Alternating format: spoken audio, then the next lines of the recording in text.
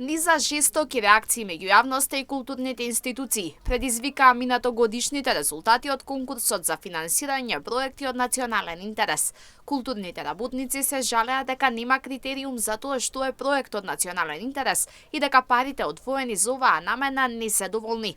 Додека се очекуваат овогодишните апликации, министерката Костадиновска Стојчевска повторно потенцираше дека одлуките се врз основа на квалитетот на самата апликација и затоа апелираше да се внимава како таа се испраќа. На апликациите за 2024 година решаваат стручни комисии како и секоја друга година.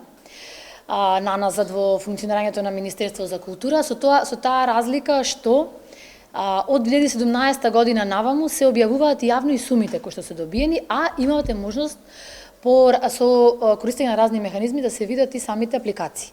Така да јас секоја година апелирам да се прават квалитетни пријави, да се прават пријави кои што се одвестуваат на манифестацијата која што сакаме да ја организираме без разлика дали како национална установа, како општина или како правно или физичко лице, што значи дека стручните комисии ќе си одлучат согласност квалитетот на самата апликација. Токму затоа вели Костадиновска Стојчевска не може да каже каков третман ќе добие и Штипски Макфест. Таа посочува дека минатогодишните недоразбирања со штипскиот градоначалник не може да ги разбере, потенцирајќи дека е согласна оти за култура никогаш нема доволно пари. Јас никогаш нема да разберам зашто градоначалникот на општина Штип не ја прифати помошта, односно не го потпиша договорот кој што му беше пратен за финансирање на фестивалот Макфест.